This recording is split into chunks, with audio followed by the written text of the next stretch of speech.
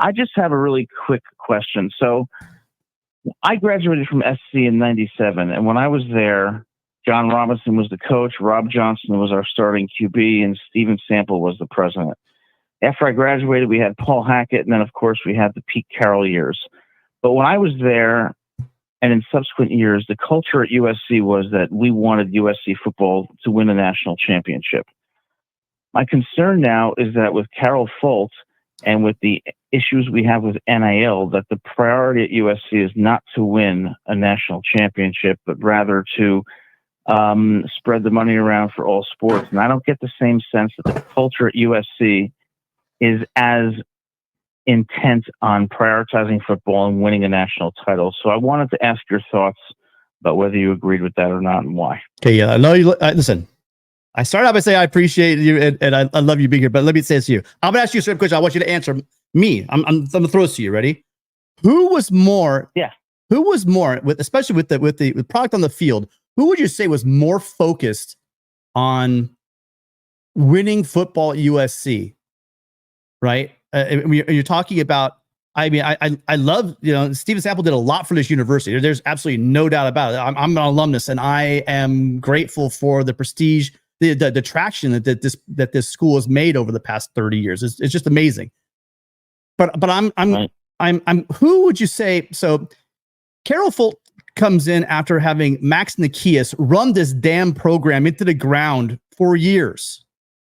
Oh, right. And so again, I don't think it's a cop out for people to say, you don't just like you don't wave a magic wand, as I believe what Lincoln Riley said.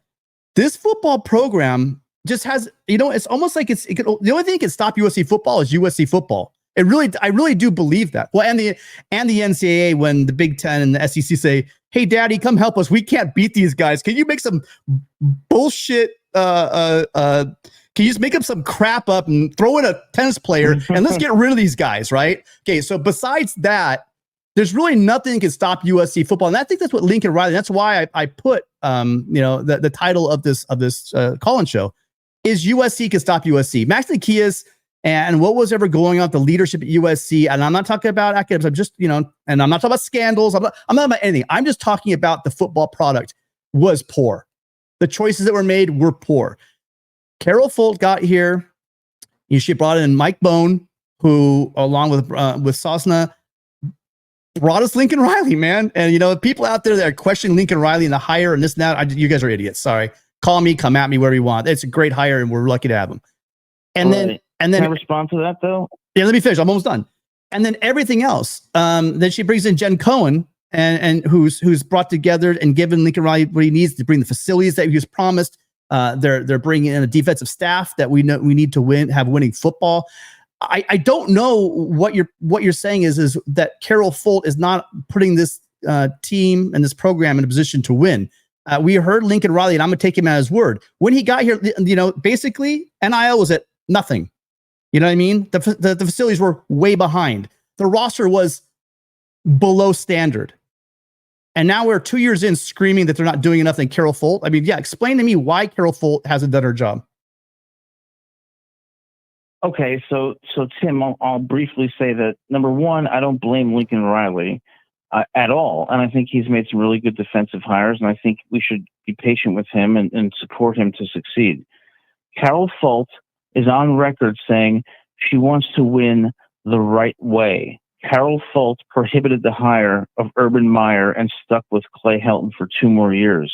Carroll Folt and Jen Cohen have presided over an NIL that is a mess and that is not comparable to Oregon in any manner whatsoever. When I consider those 3 factors, I reach the conclusion, or at least I question, whether we have the kind of culture that wants USC to win a national championship. Okay, fair. And as a college football fan, I'm like, I want to win no matter what. And believe me, by the way, when you say win the right way, it kind of rubs me wrong, because that was the Pat Hayden stuff. That was right after the NCAA came after and started their witch hunt with us. And then the messaging, having your AD saying we're going to win the right way. We were winning the right way. We were. I hate that phrase. It's wrong. It's unfair. It's bad. It's bad. So that right away I don't like. But as your alumnus, don't you? Right. We are not a football school. We're not. We're a university that has an elite football team, and I'm proud of that. I mean, I am. I live in Southern California, and I'm proud to be a Trojan. I mean, I don't hang my degree behind me, but it's a part. It brings a lot of pride to me. And listen, if you're a USC football fan, that's fine. But you're talking to the wrong guy, because I like that kind of conversation. We are better than that. We aren't going to win. We're not going to bring in Urban Meyer because of what he did. I mean, listen, I don't want to win at all costs. I don't want to lower our standards to bring in a guy like that. That guy, I'm not here to judge Urban Meyer, but he made a lot of mistakes. And if you're going to be a public figure, if we're talking about being that persona and that image, you can't do that kind of stuff in public and have that kind of scandal and then be rolled into a major program. Because, why isn't he coaching in other big, there's been a lot of openings at other big schools. How come they haven't snatched him up? Why are we blaming Carol Folt for that? Well, I think you raise a lot of great points, and I appreciate the discussion. But my problem is with Carol Folt. I do not think that she prioritizes football. I think that her statement that she wants to win the right way, her decision to stick with Helton, and the NIL mess is indicative of that. And I'm really proud of USC too. I mean, I love USC, and I'm so proud that I graduated from there. And I'm thrilled that our academics are good and we have a great university. But football is important too. And I don't think Folt is the right person for USC. And I think she should be let go. Really quick. Who signed the check to get Lincoln Riley here? The buyout and the salary? Carol Folt did. Who signed off on breaking ground on the best, the most advanced, like I don't even know, the $1 billion facility they're bringing in, the football only facility? Who signed off on that one? I'm sure that Carol Folt did, but she didn't. Who brokered USC? A robust NIL. Who brokered USC into the Big Ten? Adam doesn't like that USC's in the Big Ten. Huh? What, Matt? I mean, this is a Adam great USC's discussion, and I think you make some really good points. But no, I'm with you. Listen, I again, you have every right to say as a football fan that you're not happy with it. I'm not sure if. Well, again, unless you can bring something to me, I don't see the line that leads back to Carol Folt, other than you're saying she refused to hire Urban Meyer. And I know I'll get crap for this, but don't worry, I don't go to message boards anymore. I'm glad Urban Meyer's not here. Okay, I'm glad I'm not Urban Meyer. Sorry, okay, Adam. Let me step in on this one. What Tim said about facilities, defensive staff hires, and of course bringing Lincoln Riley to USC. Like, I think Carol Folt does want to succeed in football. I think she takes it seriously to a certain extent. But, and this is the point where I think Adam's onto something. And remember several weeks ago when the NCAA made that ruling in the Tennessee case, the University of Tennessee case, which basically kneecapped the NCAA in terms of NIL enforcement. We talked about the notion of, oh, now the gloves are off. Now USC doesn't have to worry about constraints. Like, now USC can really go after player acquisition. USC can just be fully unchained and be cutthroat. And then we spend a summer with Justice Terry and Isaiah Gibson and other big fish slipping through the cracks. And so the one specific point where I'm going to agree with Adam is that Carol Folt, and that emphasis on winning the right way, yeah, she's not willing to be a skull crusher. And in this line of work, this business, this industry, you need skull crushers. And it's worth noting that Lincoln Riley defended the NIL program at Big Ten Media Days. He thinks it's growing. He thinks it's heading in the right direction.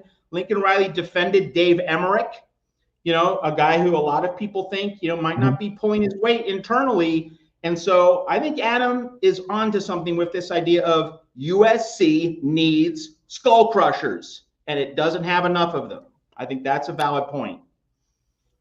Well, okay. So going back to losing Justice Terry and Gibson, that's something could have happened regardless of NIL. I mean, look, it was great. And remember, I'm going to keep repeating this to people. They never even came out on an official visit. They both came out. It was a knee-jerk reaction. And I say again, it's a plus for USC. Anyone says it's a black eye for USC, I will disagree. Is it NIL? Probably not. If we lost them to the Georgia Tech, then I'm thinking, oh, shoot, maybe it is NIL. But to lose them to Kirby Smart in Georgia, that's not a shameful situation, guys. And most likely wasn't NIL. I think it was driven by, look, why you go across the country for a defense that's unproven. I'm sure that Coach Henney was a great coach in the NFL, but he hasn't proven he can get guys from a college into the pros, et cetera, et cetera, et cetera. We've been doing it year after year after year. You don't leave home. Your cousins come watch you play. I mean, it's not a hard sell. But the fact that they thought about it, I'm loving that. That's where I take away that. And the NIL, I'm going to take their word for it until there's reason not to. USC started out behind. They're catching up. And like Lincoln Riley said, and like I've said about 6 months ago, when USC gets in the back to all this stuff, when it gets the roster back to where it should be and stuff, look out, because we know what USC can do. Because I do think we have the coaching, and once the roster's in place, we know what USC is going to do. One really quick point for Adam and for everyone. Maybe we'll just have to wait and see. But maybe once these Big Ten television checks start cashing, and that added revenue keeps rolling in from the Big Ten media rights deal, if we see USC stepping up and retaining more prospects, then what Lincoln Riley's been saying, like we're catching up, like we're going to be in a better position soon, then it's all going to check out. But if with the Big Ten TV money, USC is not significantly increasing its results in the portal and on the trail, well, then that narrative is going to linger. And callers, I see you out there. I see you guys on the call queue right now. I'm getting to you guys right now, but I want, again, one more thing I have to say on the recruiting end of this thing. Recruiting is not just the bag. Anyone that's saying it's just a bag is wrong. And USC's defensive coaches just got here. I mean, they're literally yesterday, it feels like. These other schools, like we talk about Georgia, how long was Georgia recruiting Justice Terry for? How long were they recruiting Isaiah Gibson? How well does he know those coaching staffs? How well does he know USC? And the guys here in Southern California, Mater Dei, right? At Centennial, at Bosco, right down, you can go down the list. They just got here. And really, even the guys got here 2 years ago. Sure, they're establishing and you're seeing some traction. But give these guys some time. You do need to establish these relationships with the players. It's not all about the money. There's a lot. And a lot of it is what Oregon's doing. And they're doing it well. They've got good recruiters. And they're established relationships. Oh, and they got the bag. Well, USC, give them time to establish those relationships and get the bag together, which is almost there, and it looks like it's there. Right. And then we'll start judging it going forward. Adam, really quick, listen, I'm going to give you another shot. We got a bunch of callers, but I do want to hear from you. Hey, listen, these guys owe you an hour, so they can wait a couple of minutes while you want to wrap this thing up. Well, guys, I love your show. Thanks for the great discussion. I do support Lincoln Riley, and I want us to have a culture where we want to win a national title.